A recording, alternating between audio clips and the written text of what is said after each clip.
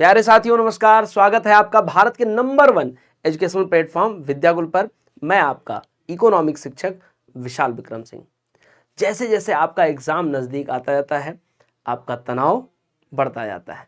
इन्हीं तनावों को दूर करने के लिए मैं छोटे छोटे टॉपिक को लेकर के कम समय में आपके कॉन्सेप्चुअल क्लियरिटी के साथ साथ वो सभी पॉइंट्स को कवर करते हुए आप तक पहुंचा रहा हूं जो आपके एग्जाम के दृष्टिकोण से अति महत्वपूर्ण है, साथ ही साथ आपकी स्ट्रेस को भी कम करते हैं।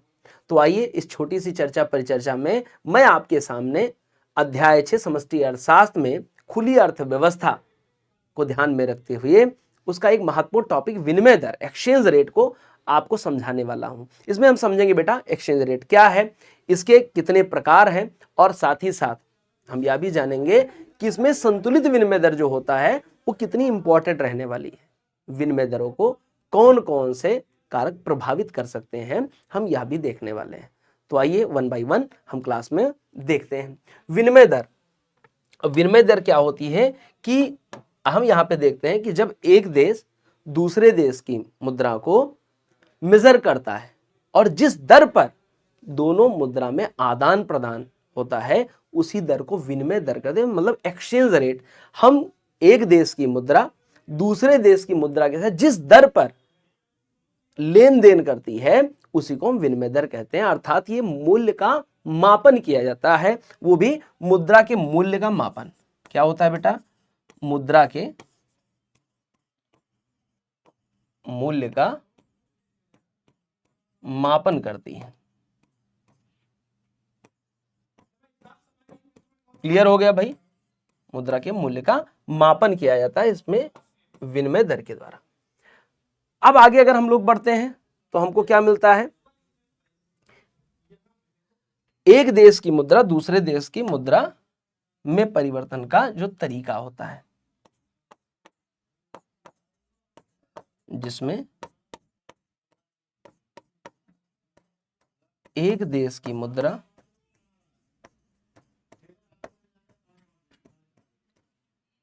का दूसरे देश की मुद्रा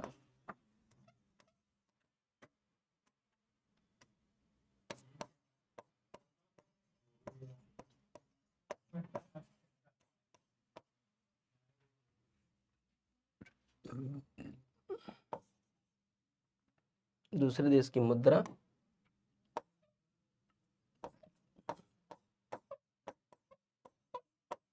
को बदलने या विनिमय का तरीका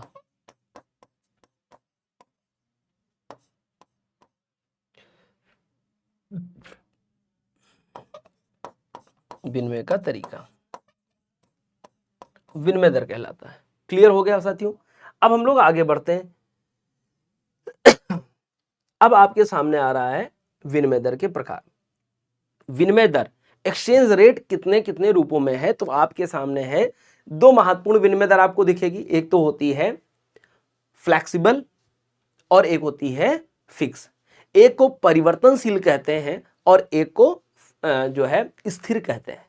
लेकिन एक तीसरे टाइप की होती है जो बाजार में मांग और आपूर्ति की रेखाओं के या मांग और आपूर्ति जिस बिंदु पर एक दूसरे को प्रच्छेदित करते हैं, एक दूसरे को जहां पर काटते हैं, उस बिंदु को हम संतुलित विनिमय दर के निर्धारण के रूप में जानते हैं। तो यहां पर मैंने आपकी बुक के अकॉर्डिंग, एनसीईआरटी के अकॉर्डिंग मैंने तीन टाइप यहां पे रखा है। एक क्या है? लोचशील विनिमय दर। इसको हम लोग एनसीईआरटी की भाषा में, प्यारे साथियों, एनसीईआरटी इसको कहती है तिरती विनिमय दर। आप लोग कई बार इसको सुने होंगे। कैसी विनिमय दर बेटा? तिरती विनिमय दर। ये तिरती विनिमय दर क्या है? तिरती विनिमय दर का तात्पर्य है तैरती विनिमय दर से, फ्लोटिंग। ठीक है, तैरती दर से है तो तैरती कह लो, तिरती विनिमय दर कह लो, बात एक ही है। या फिर इसको कहते हैं प्यारे साथियों, इसका एक नाम और भी है, इसको परिवर्तनशील कहते हैं। क्या कहते हैं? परिवर्तनशील विनिमय दर। क्या कहते हैं? परिवर्तनशील विनिमय दर, एक्सचेंज रेट। ठीक है, एक्सचेंज रेट की बात होती है। क्लियर है? तो चाहे परिवर्तनशील कहें, चाहे तिरती कहें, चाहे तैरती कहें, या लोचशील विनिमय दर कहें, ऐसी विनिमय दर प्यारे साथियों जिसको किसी संस्था द्वारा, किसी सरकार द्वारा देश के नहीं तय किया जाता है, इसे बाजार के उपभोक्ताओं और उत्पादकों के मांग और आपूर्ति के आधार पर तय किया जाता है। मतलब बाजार की क्रियाओं द्वारा जिस विनिमय दर का निर्धारण होता है उसे लोचशील विनिमय दर, परिवर्तनशील विनिमय दर या फ्लेक्सिबल एक्सचेंज रेट के नाम से जानते हैं। प्यारे साथी, यहां मैंने लिखा भी है, ऐसी विनिमय दर जिसे किसी संस्था द्वारा नहीं तय किया जाता बल्कि बाजार की क्रियाओं, मांग और आपूर्ति के द्वारा जिनका निर्धारण किया जाता है उसे हम लोग क्या कहते हैं, लोचशील विनिमय दर कहते हैं। आई होप ये बात क्लियर हो गई होगी।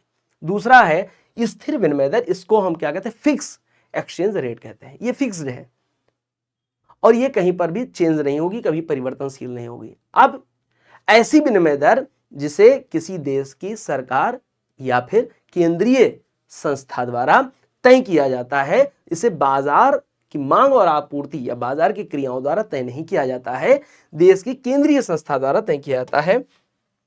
क्या देखना है आपको, ऐसी विनिमय दर जिसे किसी देश की सरकार या केंद्रीय बैंक, केंद्रीय संस्था द्वारा तय किया जाता है, फिक्स एक्सचेंज रेट होता है। क्लियर है? आगे बढ़ते हैं। अब आता है संतुलित विनिमय दर, जहां मांग एवं पूर्ति की रेखाएं एक दूसरे को काटती हैं, वहीं संतुलित विनिमय दर का निर्धारण हो जाता है। कैसे तय करेंगे? तो आइए, इसके लिए सबसे इंपॉर्टेंट बात यहां पर है कि हम लोग तय करने जा रहे हैं संतुलित विनिमय दर।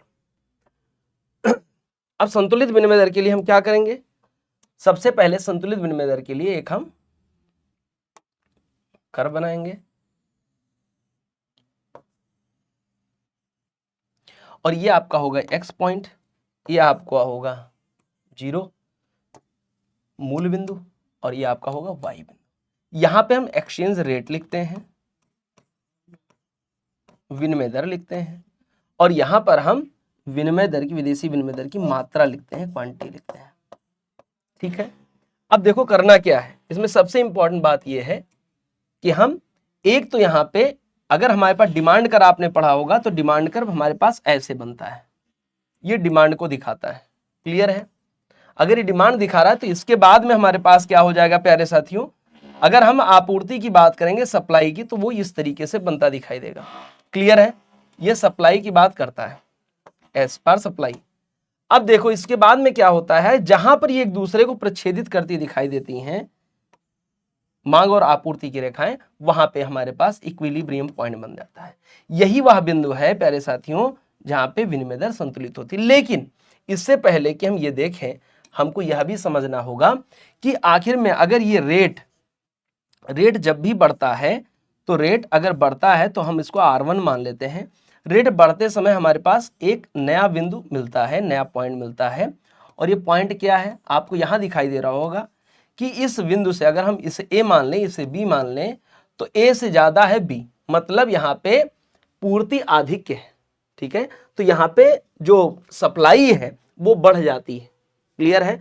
तो मुद्रा की मात्रा की सप्लाई यहाँ पे बढ़ जाएगी और ये पूर्ति आधिक्य की रेखा हो जाएगी, एक्सिस सप्लाई, पूर्ति आधिक्य, इसे आप बता सकते हो। तो ए और बी रेखा क्या होगी, पूर्ति आधिक्य को इंडिकेट करती हुई दिखाई देती है। लेकिन जैसे ही हम रेट को डाउन करते हैं, हमारे पास इसके सप्लाई कम हो जाती है। हम यहां से इस बिंदु को देखें, जो आपको पॉइंट मिल रहा है, मान लो इसको हम सी मान लें और यहां पर हमको एक पॉइंट और मिलने वाला है, इसे हम डी मान लेते हैं, या मान लो इसे डी की जगह पे एफ मान लेते हैं, डी एफ, सी एफ। और यहां पर हमको जो ये पॉइंट मिल रहा है, इसके कंपेयर में ये वाला पॉइंट जो सी बिंदु से वो कम है। इसका मतलब है हमारे पास सप्लाई एक्सिस सप्लाई हो जाती है और इस बिंदु को हम लोग कहीं ना कहीं इस रूप में भी देख सकते हैं कि ये जो लाइन है हमारे पास सी एफ वाली, ये क्या है, अधिक मांग की बात करें, डिमांड अधिक हो जाता है, तो पूर्ति अधिक हुआ और यहां मांग अधिक की स्थिति दिखाई देती है।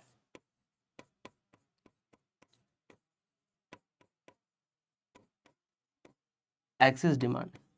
आई होप आपको यह बात समझ में आ गई होगी। अब जहां पर हमारे पास ई बिंदु था, वहीं पर ना हमारे पास ना एक्सचेंज रेट यहां डिसाइड होगी और ना एफ बिंदु पर, ना ही एफ बिंदु पर एक्सचेंज रेट डिसाइड होगी और ना ही बी बिंदु पर। हमारी एक्सचेंज रेट कहां डिसाइड होगी, जब इसको हम कम करके ई बिंदु पर लाएंगे और एफ को कम करके ई बिंदु पर लाएंगे, तो यहां पर हम दोनों को संतुलित विनिमय दर के रूप में पाते हैं।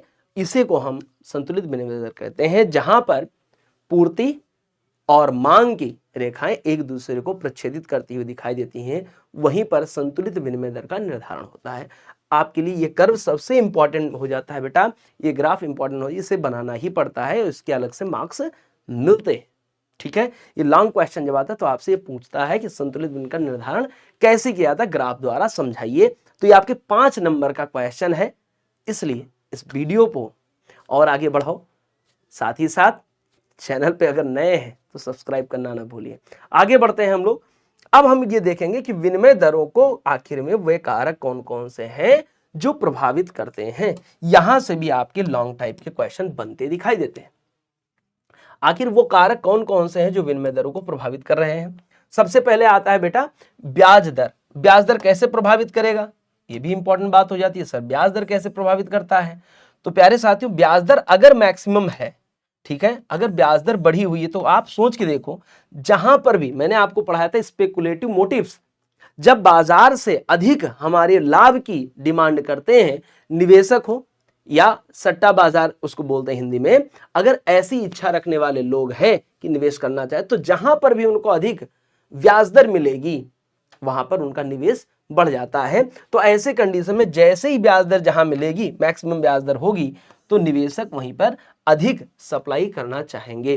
तो दर बढ़ने पर, ठीक है, ब्याज दर बढ़ने निवेशक अधिक सप्लाई करते हैं, तो यह भी विनिमय दरों को प्रभावित करता हुआ दिखाई देता है ब्याज दर। अगर यही चीज कम हो जाए तो निवेशक वहां से हट जाएंगे। विदेशी में जो मतलब फॉरेन एक्सचेंज एफडीआई है या एफपीआई है, वहां पे कम आएगी।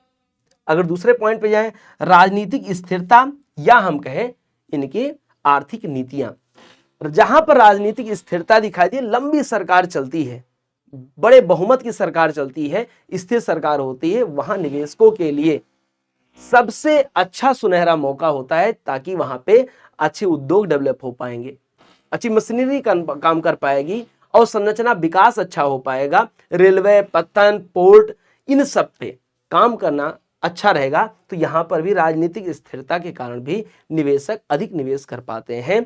ठीक ठाक इनकी फॉरेन एक्सचेंज रिजर्व में कोई दिक्कत नहीं आती। अब अगर हम सबसे बड़ी इंपॉर्टेंट बात करें इन्फ्लेशन की, तो इन्फ्लेशन सबसे बड़ा रोल प्ले करता है। वे देश जहां पर मुद्रास्फीति बहुत ज्यादा होती है प्यारे साथियों, वहां मुद्रा कमजोर नजर आती है। मुद्रास्फीति जब ज्यादा होती है तो वहां मुद्रा कमजोर नजर आती है। ये सबसे बड़ा इसका ड्रॉबैक हो जाता है, इम्फेक्ट हो जाता है। लेकिन वे देश जहां पर मुद्रास्फीति की दर बिल्कुल नॉर्मल है, संतुलित है या कम है, वहां पर मुद्रा मजबूत आपको दिखाई देगी। यह भी विनिमय दरों को प्रभावित करने वाले कारकों में आ जाता है। इसके अलावा मांग और आपूर्ति भी आपको डिसाइड करती है। जहां पर मांग और आपूर्ति के लिए मैं आपको अलग से एक वीडियो में सिखाऊंगा, समझाऊंगा कि आखिर में जब हम आयात बढ़ा देते हैं तो सरकार को कौन से कदम उठाने पड़ते हैं। इसके लिए नेक्स्ट सेशन में हमारी नई वीडियो के लिए, नई चर्चा परिचर्चा के लिए आप हमारे चैनल को सब्सक्राइब कर लें। आपके लिए ऐसे इंपॉर्टेंट कंटेंट और साथ ही साथ आपके तनाव को कम करने वाले जो परीक्षा में उपयोगी भी हों, हम लेकर आते रहेंगे। Thank you so much. आपका दिन शुभ हो। इस वीडियो को आगे भी बढ़ाते रहें। धन्यवाद।